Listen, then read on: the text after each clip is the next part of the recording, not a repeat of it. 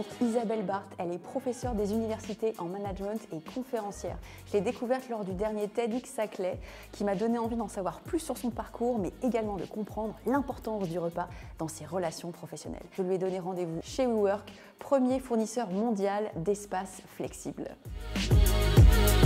Bonjour Isabelle et merci beaucoup de votre temps. Vous êtes professeure des universités, chercheuse en sciences du management, conférencière, chroniqueuse pour différents médias dont Xerfi Canal et Harvard Business Review et mère de 6 enfants, une information que j'ai vue en tout début de votre biographie sur isabellebarthes.fr. Pourquoi est-ce important de préciser que vous êtes mère de 6 enfants? Parce que ça fait partie de mon identité. C'est évident que ces 6 enfants, c'est moi, c'est ma construction. C'est aussi un signal, je pense, important pour beaucoup de femmes. J'ai encore eu une conversation ce matin sur le fait qu'on peut avoir une famille nombreuse, voire très nombreuse, en ayant une carrière professionnelle, entre autres, que il ne faut pas se censurer par rapport à ça. Ce n'est pas non plus un concours. Et puis ensuite, c'est une réflexion sur la conciliation vie privée, vie professionnelle, très intéressante, qui est vraiment d'actualité. Puis pour le sujet d'aujourd'hui, on va le voir, il y aura certainement un impact par rapport à votre questionnement sur la gastronomie et les repas d'affaires. Bien sûr. Donc, vous m'avez dit que vous adoriez les coworking. Ici, on est chez WeWork, on est au 33 Lafayette. C'est le premier bâtiment WeWork en France. Qu'est-ce que vous aimez dans ces espaces? Alors, ce que j'aime dans les espaces comme ça, très pleins, où il y a beaucoup de monde, c'est être seule avec du monde. Et j'ai toujours adoré ça.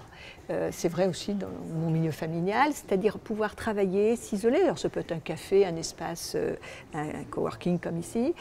Il y a du monde autour, une bibliothèque, mais je peux me concentrer et je travaille mieux que quand je suis seule, par exemple chez moi, où j'ai la chance d'avoir un bureau. C'est quelque chose que j'aime. Et c'est un peu aussi, je dirais, le signal de cette société, qu'on dit très individualiste, seul, ensemble.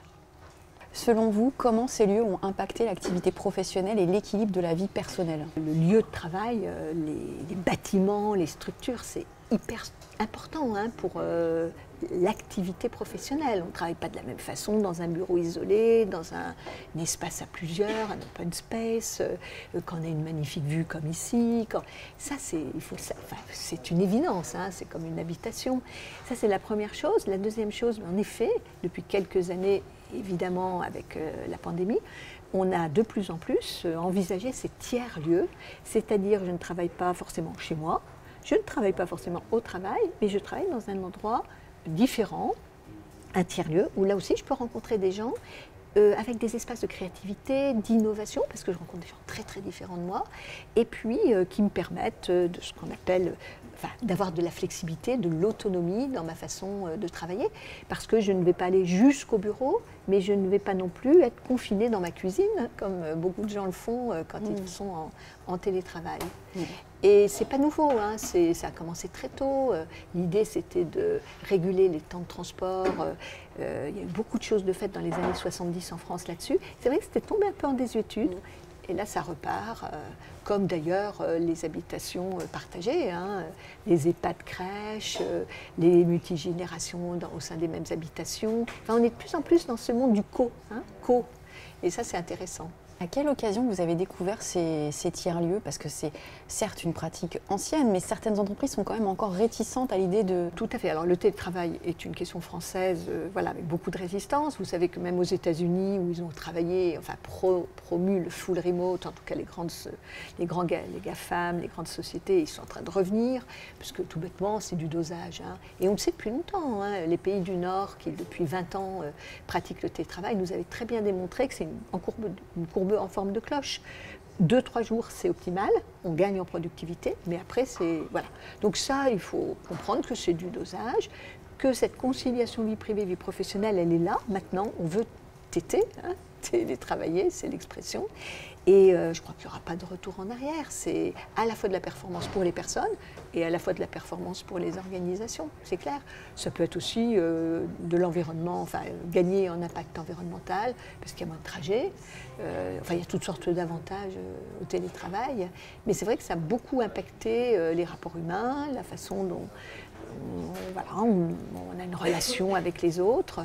Et ça transforme quand même pas mal le rapport au travail, c'est clair. Excellente transition pour justement parler du repas. Oui, tout à fait. Comme vous savez, c'est vraiment ce qui m'intéresse. pourquoi le repas est un marqueur de statut social en entreprise? Alors, je ne sais pas si c'est un marqueur de statut social, c'est une question très intéressante.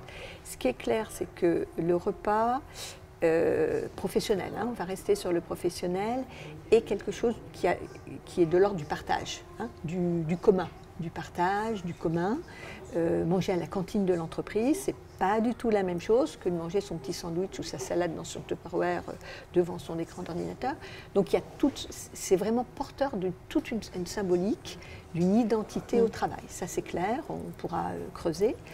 La question du statut social, pour moi, elle appartiendrait en effet à la possibilité de l'invitation. C'est clair que plus on est haut dans la hiérarchie, plus on a les moyens d'inviter dans des lieux plus prestigieux, plus chers. Et c'est une marque, en effet, de statut, de pouvoir. Ça peut être un patron qui invite un collaborateur, donc qui le désigne comme quelqu'un d'important, parce qu'il l'invite peut-être en tête-à-tête, d'ailleurs au restaurant. Mais oui, c'est un... Alors, je pense que ce n'est pas le premier élément, mais c'est un élément de statut social. Et d'ailleurs, quand on voit des fiches de poste sur des cadres dirigeants, toute la notion de package, de dépenses, alors qui peuvent toucher à la voiture de fonction, qui peuvent toucher au logement, qui peuvent toucher au transport, mais aux frais de vie, ça inclut cette possibilité d'inviter des gens au restaurant. Et vous savez, avec des plafonds, 100 €, 150 €, 20 €, c'est pas la même chose d'avoir un petit restaurant à 15 € et d'avoir open bar chez Rouen, par exemple. Et est-ce que le fait d'être une femme impacte le repas en entreprise ou le repas d'affaires? Peut-être en préalable, j'ai beaucoup travaillé cette question de la gastronomie et du repas sous l'angle de la négociation, avec un collègue qui malheureusement est décédé, Lionel Bobo, qui avait beaucoup travaillé sur cette question de la gastronomie et de la diplomatie par la gastronomie. Et là, il y a des choses extraordinaires. On avait travaillé ensemble, il a fait d'ailleurs un très bel article sur Talleyrand. Talleyrand, 1815-1816, vous le savez, le traité de Vienne, ouais. Les nouveaux équilibres en Europe et la capacité à dire, c'est autour des... Alors, il n'y avait pas que les repas, il y avait du théâtre, il y avait énormément de choses. C'est autour de ça qu'on va créer quelque chose de nouveau et d'innovant avec cette fameuse phrase qu'il avait donnée à Napoléon Bonaparte, « Amenez-moi de bons cuisiniers, je ferai de bons traités ». Donc on rentre dans cette gastronomie diplomatique qui, pour moi, est quand même amène la diplomatie alimentaire, que vous connaissez certainement très bien. Et d'ailleurs, c'est à l'époque où Brillat-Savarin définit la gastronomie, vous le savez. Et on avait beaucoup regardé ça donc, avec Lionel, et on s'était rendu compte qu'en effet, le repas d'affaires, c'était un lieu, alors je disais de partage.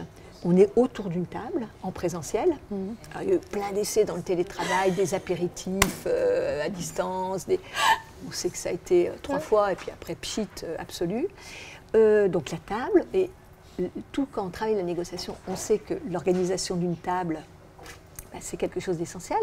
La table ronde, c'est pas la même chose que la table carrée, le siège, la hauteur des sièges, l'environnement, tout le décorum et le placement à table, où on est placé à table.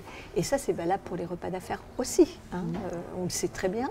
Et on avait vu, par exemple, qu'il y avait une fonction de proximité, de conciliation. On aborde une négociation de façon beaucoup plus positive autour d'une table que dans d'autres circonstances. L'oralité, on va parler. Manger et parler, ça passe par le même endroit, la bouche. Et c'est vrai qu'on avait donc travaillé cette proximité qui a été étudiée par plein de gens, et les repas d'affaires sont dans la droite ligne de ça.